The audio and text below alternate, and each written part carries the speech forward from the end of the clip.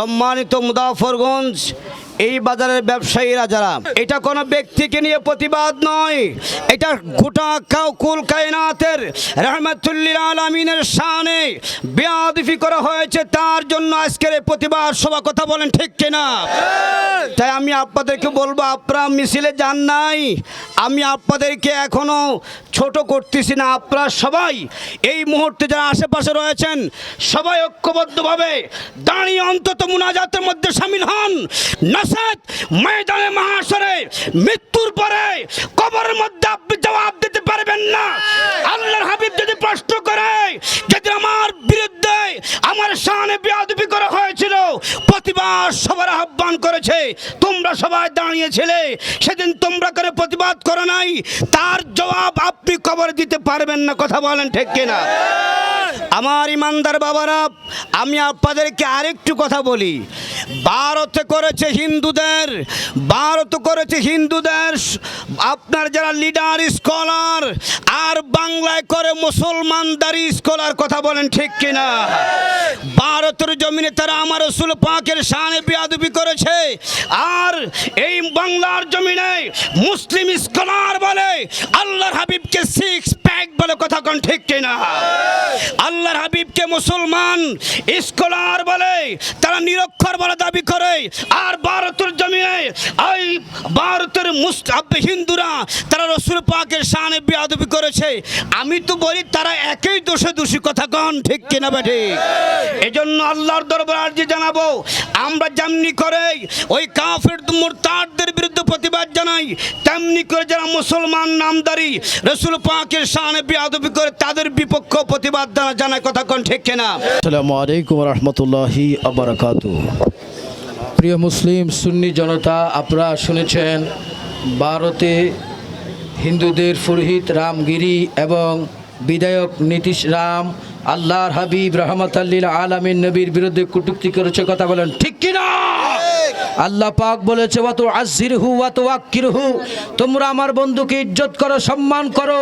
আমার ভাইয়েরা, আপনাদের কাছে প্রশ্ন করতে চাই, আমি জাকির হুসাইন আল কাদেরী আপনার বাবাকে গালি দিলে, আপনার মাকে গালি দিলে, আপনার বোনকে যদি গালি দেওয়া হয়, আমাদের রক্ত টকবক করে। কথা বলেন ঠিক কিনা? আপনার মার চেয়ে, আপনার বাবার চেয়ে, আপনার আত্মীয় স্বজনের চেয়ে, আপনার জীবনের চেয়ে যদি আমার আকা, আমার জান, দুজাহানের বাদশাকে জীবনের চেয়ে বেশি না ভালোবাসেন, কখনোই ইমানদার হতে পারবেন না। আজকে যারা আসেন নাই, আপনাদের কাছে প্রশ্ন রাখবো, সবাই আপনাকে রেখে কবরে দিবে। যখন প্রশ্ন করবে, মা কুনতুম তাতাকুলু ফি হক্কে হাযা রাসূল, ওই মুহূর্তে আমার রাসূল আসবে, অন্য কেউ আসবে না। আমরা বৈষম্য বিরোধী ছাত্র আন্দোলনের প্রধান উপদেষ্টা ডক্টর ইউনূস সাহেবকে বলবো, এই দেশের মানুষকে যখন আমি দেখেছি বিভিন্ন বিষয়ে আপনি কথা বলেছেন, মুসলমানের কলিজার টুকরা এই দেশের মুসলমানের রক্তক্ষরণ হচ্ছে, এখনো পর্যন্ত আপনি একটি ভিডিও বার্তা দেন নাই। কথা বলেন ঠিক কিনা? আমরা আজকে এই প্রতিবাদ সভা থেকে আপনাকে আহ্বান করব, অন্তত পক্ষে আপনি একটি নিন্দা প্রস্তাব উত্থাপন করবেন। কথা বলেন ঠিক কিনা? ভারতের মোদী সরকারকে বলবো, আপনার যেই কুলাঙ্গার রামগিরি এবং বিধি নীতিশ রাম যেই আল্লাহর হাবিবের শানে আঘাত করেছে, আমরা প্রতিবাদ জানাচ্ছি, অন্তত পক্ষে নুপুর শর্মার মতো ওই জালেমদেরকে ফাঁসির কাস্তে ঝুলাতে হবে। কথা বলেন ঠিক কিনা? নবী করিম সাল্লাল্লাহু আলাইহি ওয়াসাল্লামকে নিয়ে যখন যে ব্যক্তি কটূক্তি করেছে, আমরা কাউকে ছাড় দিই নাই, ভবিষ্যতেও ছাড় দিব না। আমরা একটা কথা বলতে চাই, ভারত সরকার ওই নুপুর শর্মাকে আইনের আওতায় এনেছিল, এবং এখনো বলতে চাই, এখন যে রামগিরি রয়েছে এবং নীতিশ রানা রয়েছে, তাদেরকে অতি সত্বর আইনের আওতায় এনে তাদেরকে ফাঁসির কাস্টে ঝুলাতে হবে। আমরা আজকে এই মুজাফফরগঞ্জের জমিন থেকে একটা কথাই বলতে চাই, শুধু এই রামগিরি নয়, পৃথিবীর বুকে যেই কোন প্রান্তে আমার নবীকে নিয়ে যেই কোন লোক কটূক্তি করবে, আমরা আমাদের এক বিন্দু রক্ত থাকা পর্যন্ত ছাড় দিব না ইনশাআল্লাহ।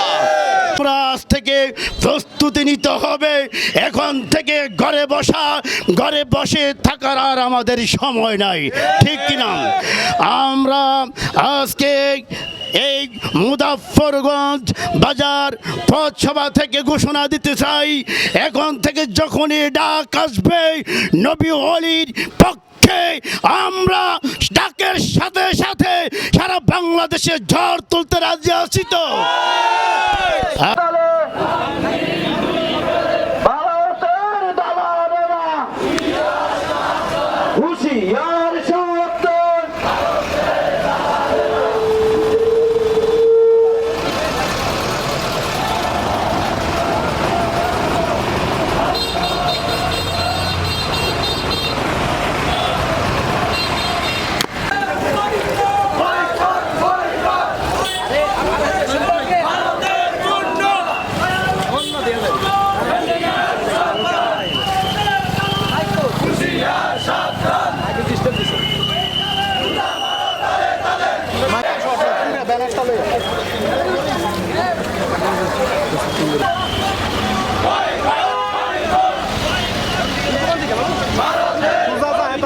কোন দিকে ঢুকবো?